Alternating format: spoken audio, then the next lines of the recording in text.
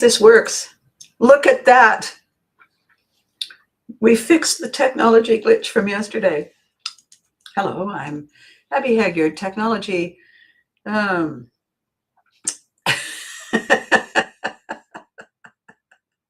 innovator.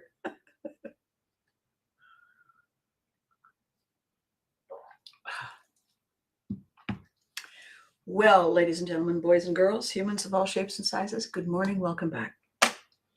I'm Abby Hagyard. This is my this is where Mom and I hang out.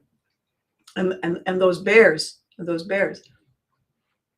Now, if you look around, you can see a whole lot of stuff piled everywhere on all kinds of things. And that is because I have turned the entire office upside down to get ready, all our stuff, all our effortlessly lovely stuff ready for a very big deal this weekend. So this Saturday, my partner, Gary, and I are going to go to an event. Good morning, Miss Maggie. What a great link you sent me yesterday. Oh my God, I showed it to a bunch of people. We're going to an event Saturday. I belong to a club in Ottawa called the Rideau Club, and it's been around since before Canada was Canada. And I was very, very honored and privileged to have a longtime friend, co-conspirator in the entertainment industry, nominate me to become a member. And so this finally, because, back and forth, this year, this Saturday is the President's Gala, and it's a fundraiser for a place called Shepherds of Good Hope, which looks after people who are having a tough time. And Gary and I are going to go, and we're going to contribute one of our training sessions. And the person organizing the event said, would you have a problem promoting it throughout the evening? And she said it with a completely straight face. And I said, no, I think I'll be good. And then we both laughed and laughed. So it's a great opportunity. There are people who've worked hard, and achieved goals who belong there. It's a worldwide network of clubs, business people. And so, in order to look effortlessly lovely, this place looks like a recent tornado. It's all good. Preparation is everything. And then showing up. So I want to talk to you today, speaking of all those things I just said about the club and the people who belong and why they're there and what we're doing. The theme today for this ABCAST is that it's a thing we all forget. And the reason we forget is because we spend so much time, so many hours and days and moments of our lives creating our hats. When we walk into a room, we want to be able to say Abby Hagyard, communications. We want to be able to say Abby Hagyard, causing the utmost damned astonishment. We want to be able to say in a simple short phrase the name and the intention behind our hat, so that people can file us away quickly and easily and efficiently.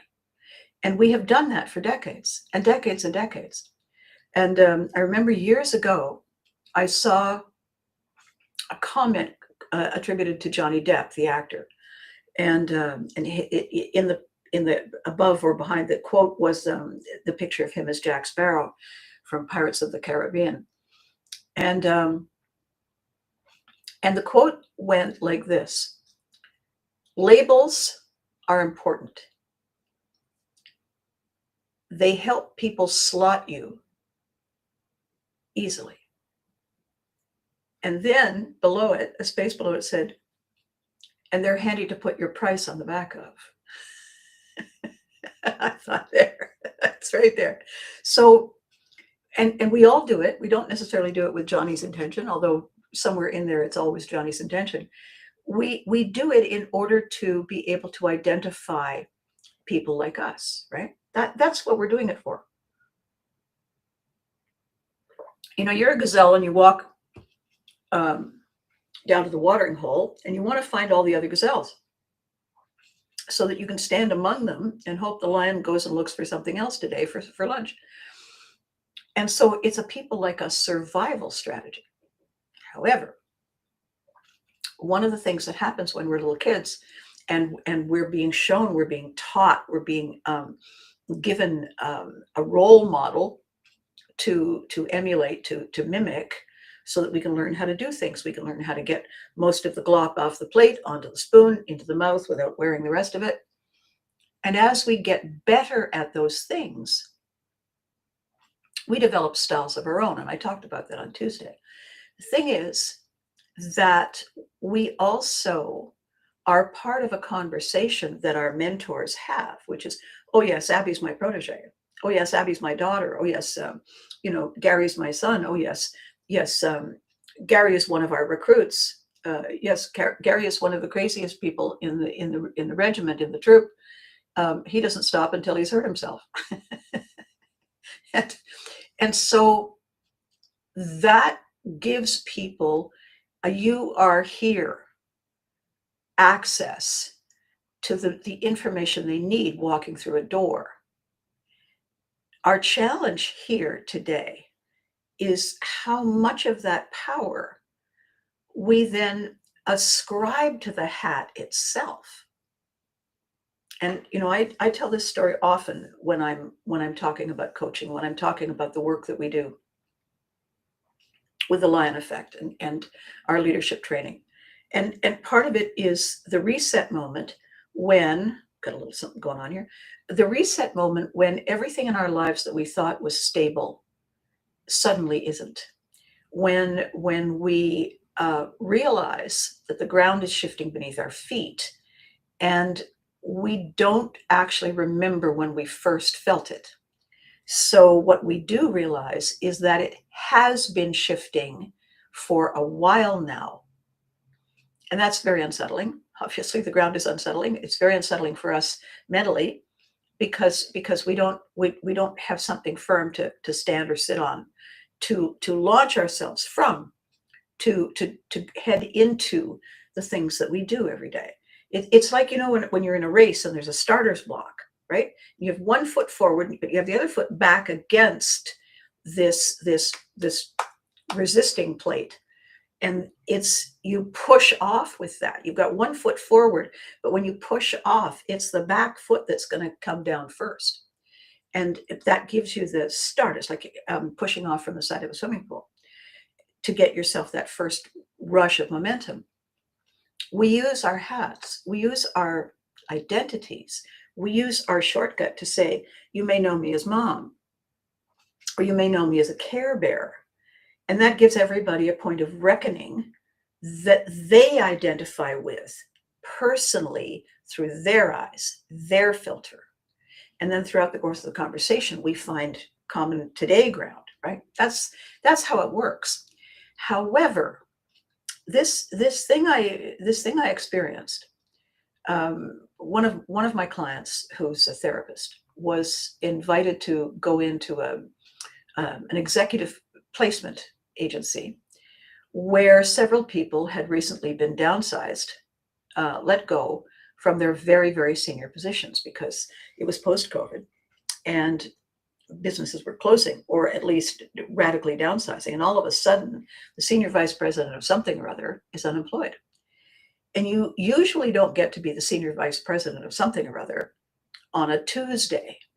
Usually you have to put in the time. You have to show up every day as the junior this and the medium that and the supersized, super large the other until you are the senior vice something of something.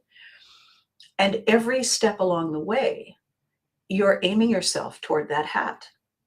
And you're saying to yourself, I'm going to be sitting in that corner office. I'm going to be that C-level person. Not C-level this way, but C-level. And what we forget is how often, or not forget, what we ignore, what we fail to even realize is on the table is this scope creep.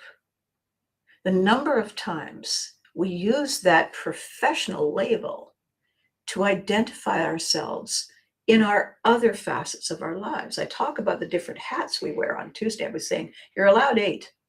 Anything after 8 is too many. It's like the octopus strategy. The difference between the hat and the octopus tentacle is the octopus tentacle has its own brain neurons. It can make its own decisions. That tentacle doesn't have to have a conversation with that one or the head office to decide that it's going to grab that. It can do it all on its own, autonomously. And this expression, octopus strategy, is now being tossed around businesses like the people who are using it know what they're saying. Because, yes, we use the octopus strategy. Our branch offices are autonomous. Really? Okay. Let's go visit the Department of Unintended Outcomes for a minute and see what that could do and how that could play out on a bad day. Much like the conversations that Maggie and I are having about what that could do and how that could play out on a bad day in the land of artificial intelligence. Because nobody's looking at the downsides. They're all saying, oh, and we can do this. Oh, and I'll do the 7-day diet. And by Friday, I'll be wondering why I thought the 7-day diet would work. So today, because this is also, by the way, this is the 26th of March. So it's the 6th day of Aries season. And 28, 29, 30, 31. It's 6 days until birthday month. And for those of you who have just recently met me, birthday month is April for me. And I celebrate it every day. And the reason I do is because it took some effort to get here. And it's a whole year that I get to celebrate 30 days of. Look at the distance I've come, the challenges I am being changed by and changing, and my plans. And I got a lot of each of those. So 30 days is a good amount of time. I also tell people that it's helpful because you get to practice 29 times for the big gift that you're. So the hat that we adapt ourselves to. Wait, what? Yeah. Conversation with somebody the other day. I don't know what I expected, but with somebody like you who I've seen on television, I've seen on stage, I've seen doing things in public, I don't think I was expecting you to be so much the same person to person. And I said, well, people who take on a character, people who take on a role, people who have their professional side, that's a lot of work to remember what to bring with you from home, especially when you realize halfway to where you were going that you left your brains in your other pants. It's easier to just consistently be you with a little more glitter and glamour or whatever when you reach the outside. So much easier that way. And people are often surprised because they say the person in public is a totally different. There's something, and then you meet them and they're not, and it's such a letdown or it's such a surprise.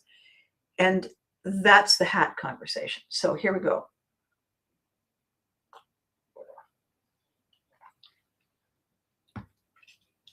One of the things that happened early on when I was coaching was I was getting people saying, so your dear Abby, can I tell you what my problems are?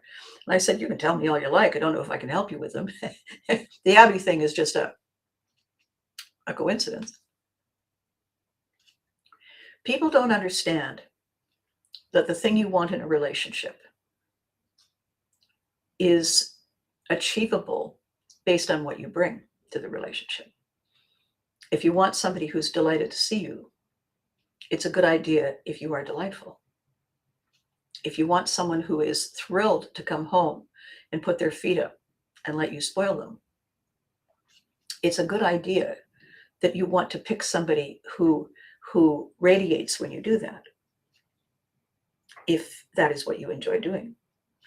You don't set yourself up for failure by saying, I want somebody who's going to do this and this and this, and I'm not prepared to do anything to deserve it. That's not going to work. So when you get people saying, well, I'm going to tell you that the last 3, that's it. I'm not going to have this or this or this anymore. And when they come home and I blah, blah, and I would always say, why are you punishing the new person for the errors and the sins of omission of your previous people? And by the way, what did you bring to those previous things? that fostered, that fanned the flames of that behavior. Why don't we sit down and profile the person you want? Let's make a list of all the things you don't want and do want. And then let's look at you and all the things that you are and don't wish to be. And let's create the match ahead of time. And then all we have to do is walk around with the blueprint until we find the real deal. And it always surprised them, because they thought that if they just said, this is what I want, they didn't have to do anything after that. But there's no such thing as a free lunch. So if you want a hat, well, I want to be open 24/7. Well, what do you want to do when you have the flu? Oh God, I don't know. Stay home. Okay, then you don't want to be open 24/7. What happens if you have one of those stomach flus and you're spending a lot of time in the room full of porcelain? Who's going to answer the phone? Who's going to answer the door? Who's going to accept the delivery? Who's going to run the meeting if you're 24/7? Oh, and I said, what you mean by 24/7 is you want people to feel that they can rely on you to be there for them. And the client says, yes, okay. No one expects you to be there for anybody 24/7. The only person who is there for you 24/7 is you. And any emotional, spiritual stuff that is part of your body, of your body of work, your body of belief. Oh, we qualify by saying, find out what they want, decide we like that, and give it to them. If you find out what they want is a thing you can't stand doing, that's not your business. That's your prison sentence. Find out what they want. If it's amenable to you, deliver it consistently with purpose, and ta-da. So what are the hats? Well, you have 8. You're allowed 8. One of them is family, right? One of them is home and all that represents. Clean it, live in it, have people over to it, look after it. One of them is work. Work also includes learning, education. One of them is play, right? So what have I got? I've got family, I've got home, I've got work, I've got play. It's 4. You're allowed 8. Number 5 is you. Actually, number 1 is you. Number 1 is you. What you are, how to self-care, what enables you to grow, what entertains you. You, taking care of you, feeding you, clothing you, cleaning you, getting you from A to B, that's you. So that's 5 things. That means you have 3 left over. And one of those 3 is always going to be the new thing. Whatever the new thing is. So it's a hat with a question mark on it.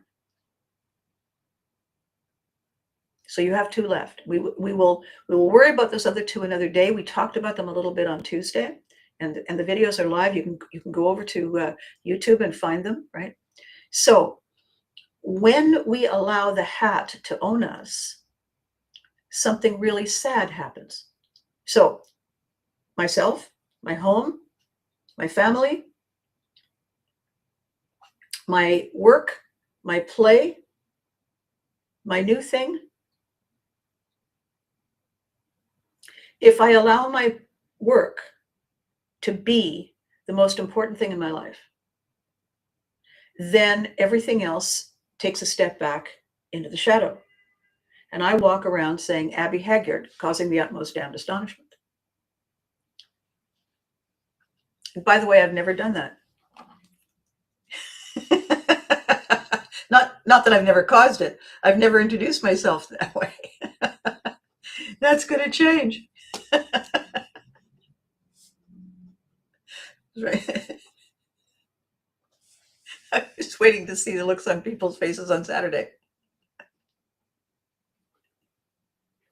So what do we have here? Eddie, good morning, Eddie. I'm talking about hats. I'm carrying over from Tuesday.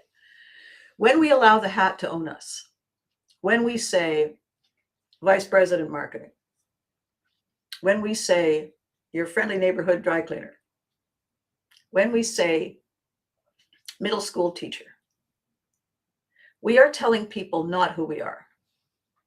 We are telling people not what they can come to expect of us.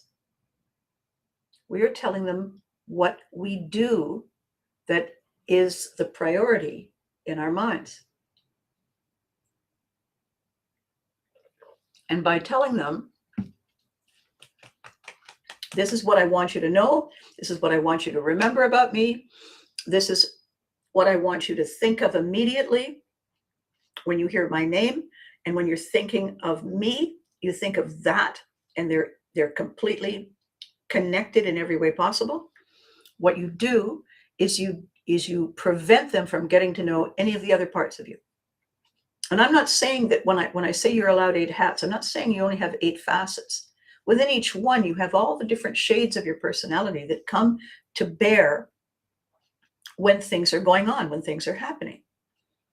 I'm talking about how many slices you divide your life into, and then how much power that is yours you give away to that role, that function, that hat. So I've talked about the downsizing.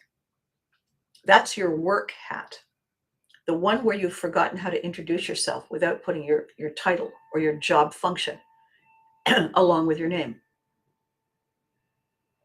If I just said, hi, I'm Abby, and then I said, hi, I'm Abby Hagyard, that makes it more clear which Abby I am. If I say Abby Hagyard Viking, if I say Abby Hagyard Mom, if I say Abby Hagyard Care Bear, if I say Abby Hagyard Success and Resilience Coach, each one of those things automatically allows you to slot me somewhere. And you feel pretty clever because you feel you know something important about me. I have made that a priority. Well, what happens when you lose your job? What happens when, what happens when your status is changing or changed? You had a home. There was a tornado. Now you are homeless. You're going to have new business cards printed.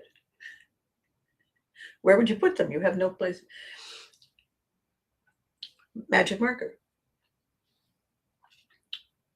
If you are in a relationship, if you have children, if you have devoted every waking minute of your day and night to the care and feeding and nurturing of those children, it's a beautiful thing. What happens to you, the me hat, when the kids go to school? Aside from jumping up and down and saying, hooray, I have the day all to myself, that first few times, who are you? Instead of going to the grocery store with a child strapped to a shopping cart, you're there by yourself. When you go with the child, people say, oh, must be nice. We have 3. That conversation started itself because you brought your business card. It's sitting in the cart or it's walking beside you. Can we have chocolate?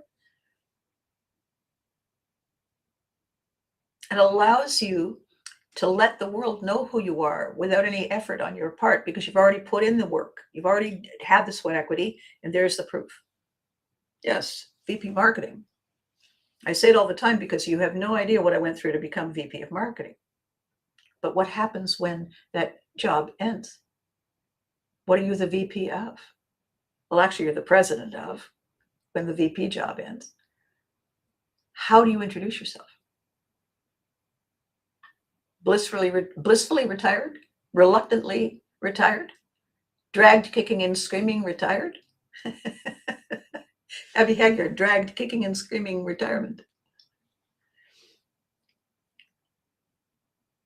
Again, it gives the next person the hook, the opportunity, the opening to have the conversation rather than that awkward silence. So, and what do you do? You don't have to do that. The point is, does the hat own you? No, it doesn't. If you give your power away, the hat still doesn't own you. What you've done is you've made it clear that that's your boundary. That is where your beautiful picket fence, your sleek wrought iron fence stands. It stands to showcase VP marketing, overwhelmed mom of 3 toddlers, harried school teacher. Oh my gosh, do I have that magic marker on my forehead again? I can't believe I keep doing that. I'm a kindergarten teacher. Oh my, right? Right away, it's a conversation opener. So what I want to talk to you about today, because my birthday month is coming, and I'm leading in with Aries season, because that gives me extras, is I want to talk to you about owning the hat.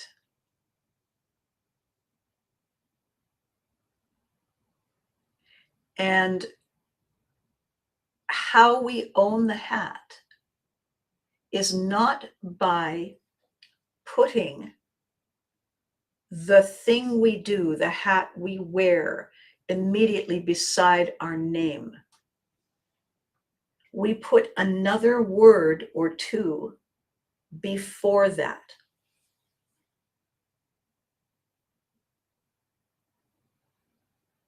And the word or two that we put before that is allowing us to reveal our personality. We can say, completely addicted to marketing, full-time, part-time, looking for the exit, put the thing. Now people know what you do and how you feel about it. What you do, how you feel, who I am. And they met you in the reverse order. Who I am, how I feel about what I do. So for instance, hi, my name is Maggie. Formerly and now,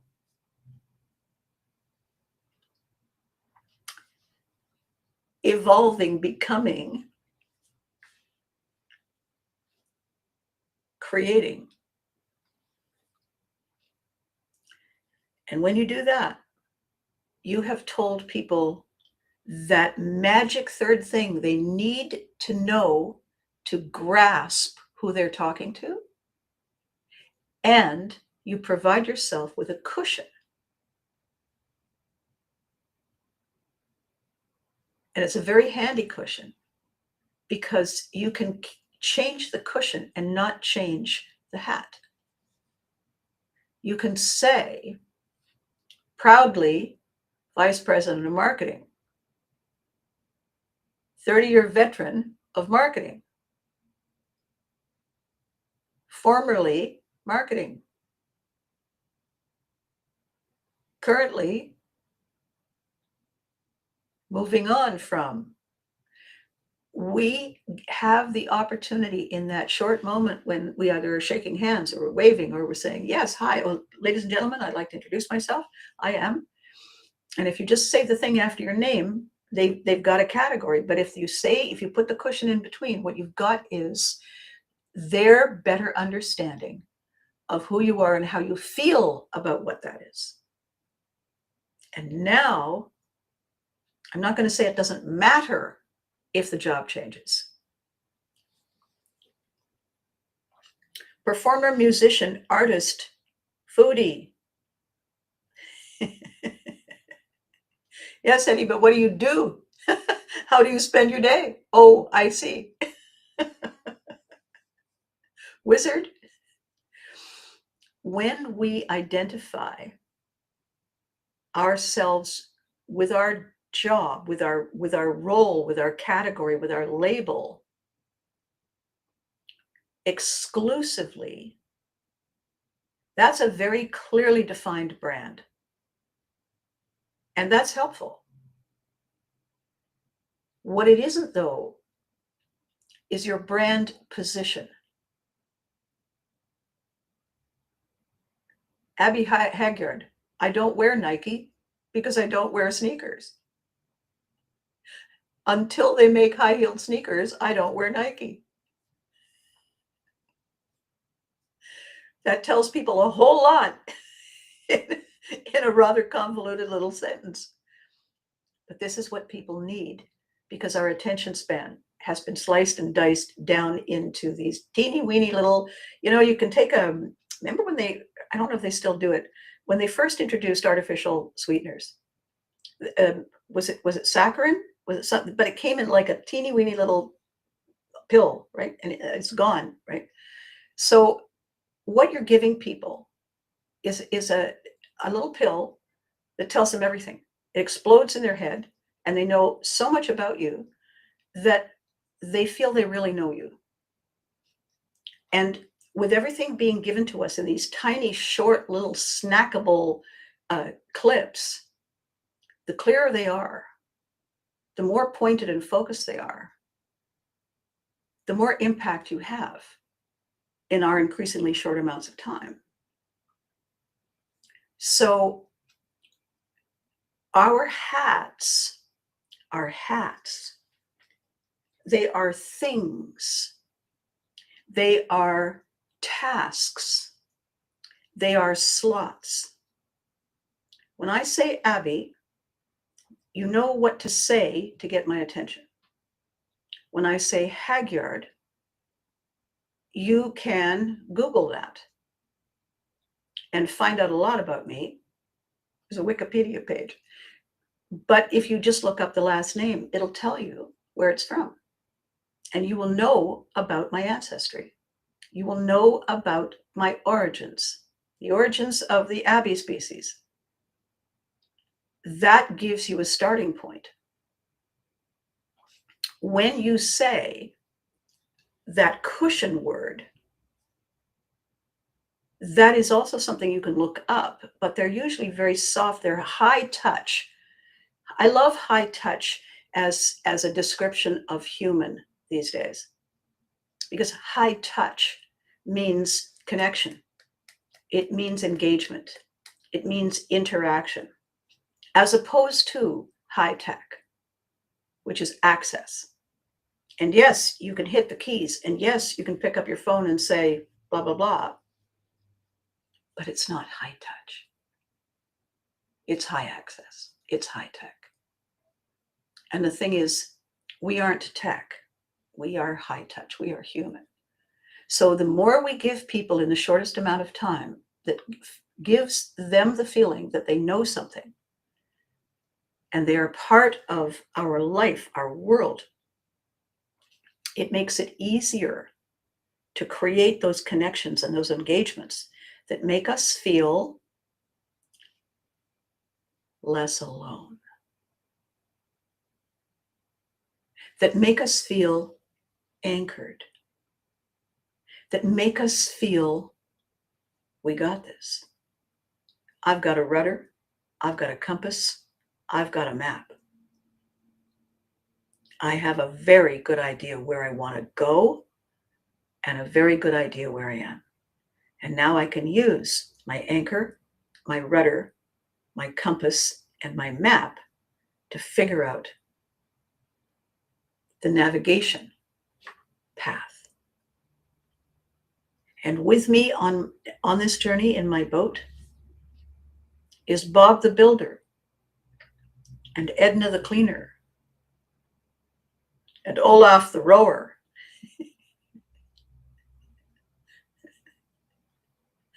and Cynthia the Decorative.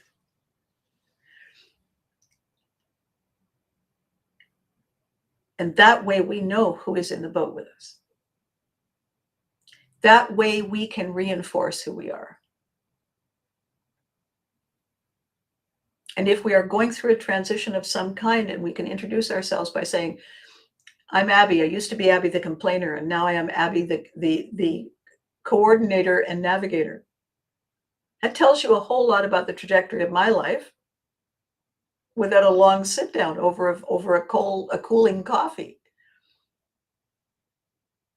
So for the individuals who realize that each of us is the CEO of our own lives, we are the chief execution officer.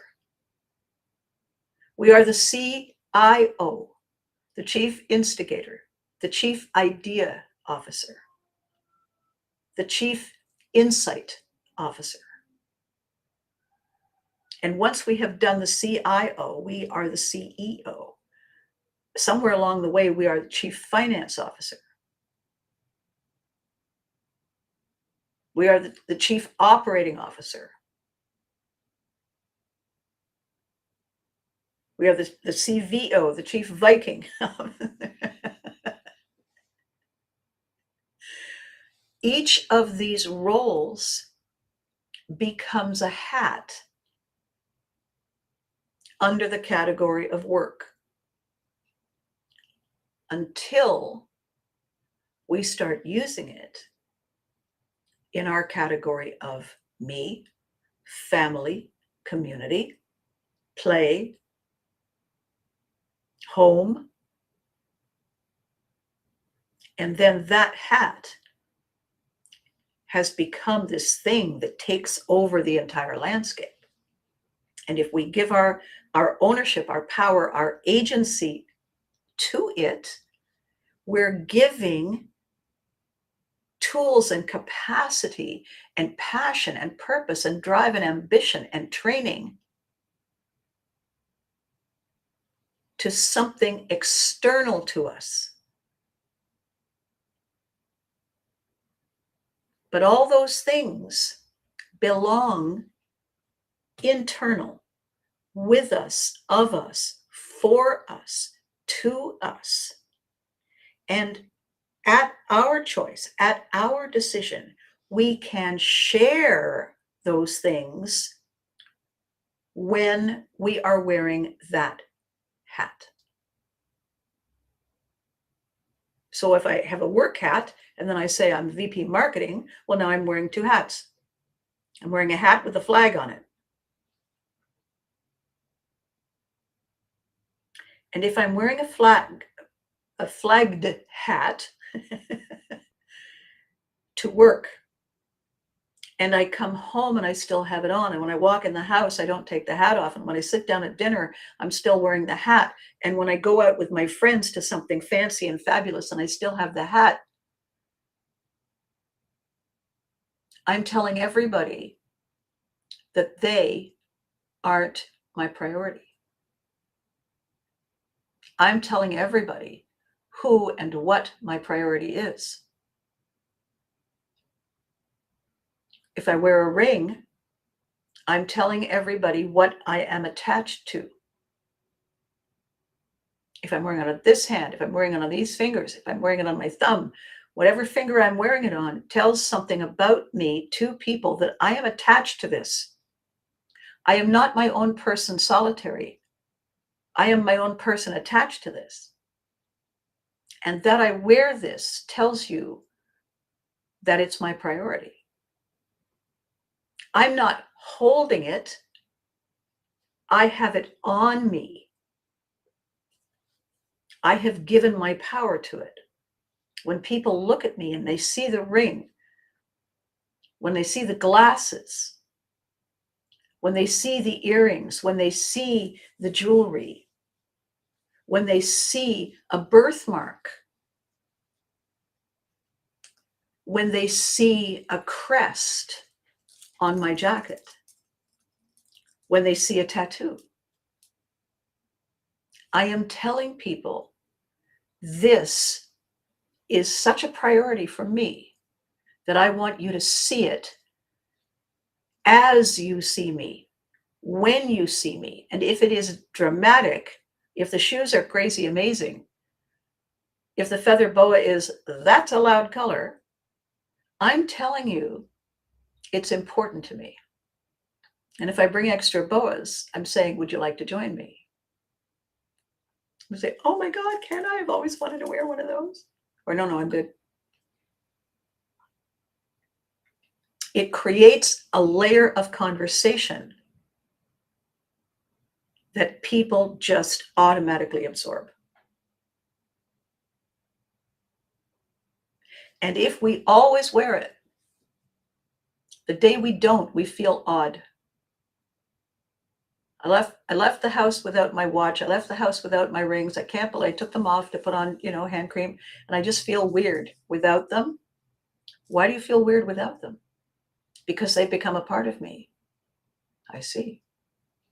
Isn't that interesting?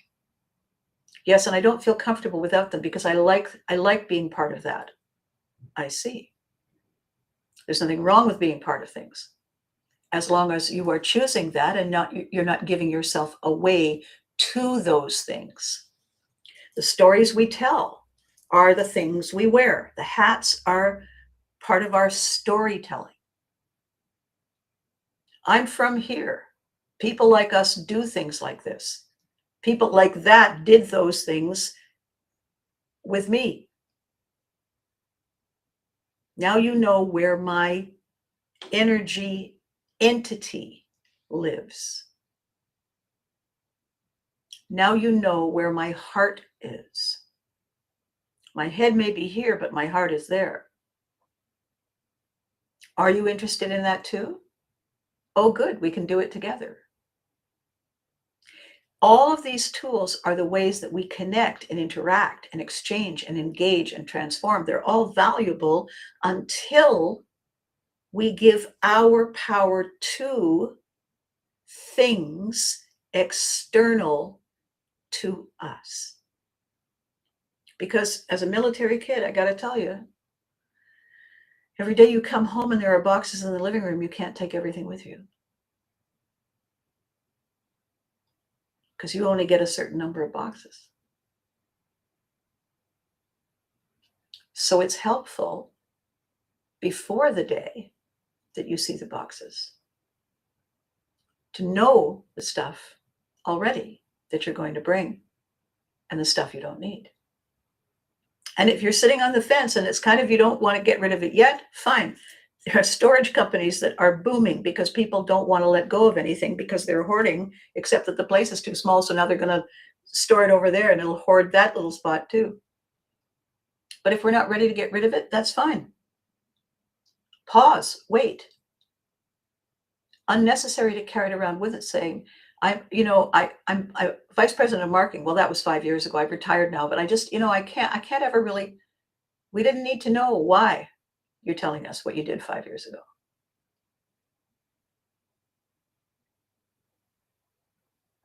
That you told us tells us everything. I was laughing the other day. There was a spate. You know how you accidentally click on something and all of a sudden you get a lot of them, the algorithm? I was getting a lot of, I found out my spouse is cheating, right? And I thought, it'd be really funny if you say, hi, my name is, and I cheat on my people. Hello, I'm disloyal. Hi, you can't rely on me. Hi, I don't take responsibility for my actions. You had business cards to people that have a coffee stain, like you put a mug down and there's that little circle. Hi, I'm sloppy. I don't care. I care. I just don't care that much. While that's funny as I'm saying it, and I know that you're laughing and you're saying, I wish so-and-so had that on their card. Maybe I'll have the cards printed for them. It's an eye-opener that we give people information about us by the way we dress, by the way we behave, by the things we choose not to do, the things we opt out of, and the things that we lean in for. So when we walk into a new place and a strange place, we want to give a shortcut to these people. If we had the audacity to do it, it would certainly break the ice. Hi, sorry, I'm always 15 minutes late.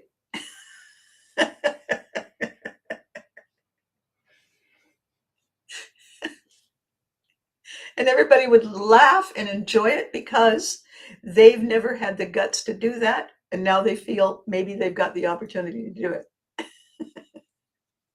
So we are the CEOs of our lives. The buck stops with us. We are choosing every day. Even when we don't choose, we are choosing every day. We are the execution officer. We execute strategies and processes and procedures to achieve outcomes. If we don't realize that we are handicapping ourselves, we have got ourselves chained to something, ring on my thumb, ring through my nose. If I've chained myself to something, I am limiting my vast potential before I even begin. Have I done that because it gives me safety? Have I made myself stuck so that I don't have to choose? I get to be helpless, not responsible. Whatever it is, we made that decision. When we chose not to do something, that was a choice. When we chose not to choose, that was a choice. So that we have done it doesn't mean it's who we are. It means it's what we have been. I have this slogan for my publishing company: our stories tell us who we are. But then the corollary of it is they hold the key to our infinite possibility.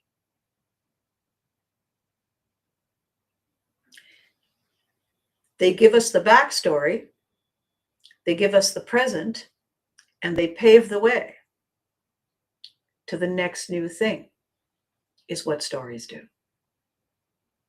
Because you can say, this is my story. Stay tuned for chapter 2.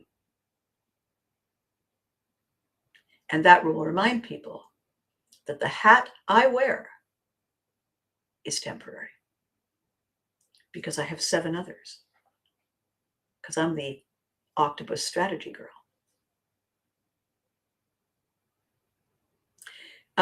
The end of this week, Monday, Tuesday, the end of March is the first quarter of the year. For people in business, they all of a sudden realize, oh, it's the first quarter. I had all these things I was going to try and get organized to start the second quarter. And I'm only how many days away? Oh, okay. You're that many days away, though. It's not like it was yesterday. Oh, was that yesterday? Pick a hat. And since you have 2 hats left over, and one of them can maybe be the next new thing.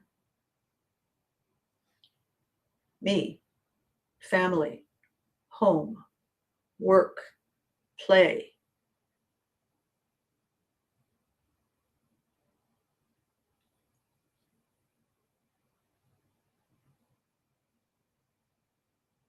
Next new thing.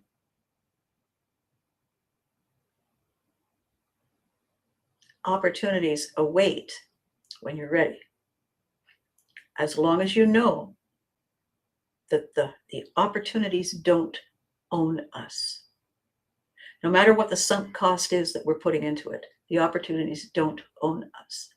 If you walk into the world, Eddie, and you say, I am a performer, subcategory musician, subcategory artist, subcategory foodie, all of that is under the heading performer.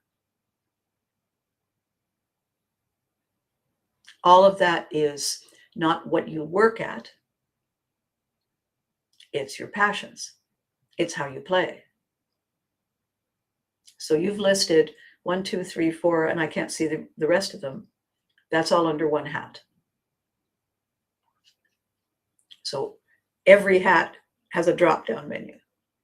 And again, Under the play hat, performer, musician, artist, foodie.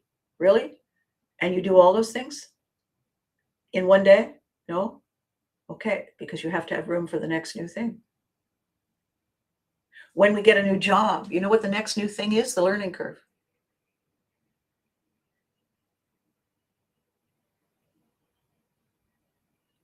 The next new thing is always the learning curve. And once we've completed the learning curve, it falls into one of our categories. So I want to leave you with that. We're gearing up to get all of the bells and whistles and cogs lined up for Saturday. It's very exciting. It's very empowering, and I'm grateful for the opportunity. And I'm so glad that I got to share it with you today. So in the midst of all your busyness on Saturday, send a little "you got this" energy my way, and I will fill you in on Tuesday next week what it was all about, what it was like, and what everybody said and did. And oh my goodness, did I cause the utmost damned astonishment? Darling. So until then, you know the drill. Be good to you. Take care of your hats. Don't let them take over your role as you. And remember to hug your loved ones, because they deserve it too. Thank you for watching. A whole bunch of you on LinkedIn decided to say, finally, all right, this time I'm going to watch her. What on earth is she on about? So thank you. Tell your friends. Thank you on YouTube. Thank you on Instagram. Thank you on Facebook. We got this. It makes such a difference in my life, and I hope it makes a difference in yours. All right.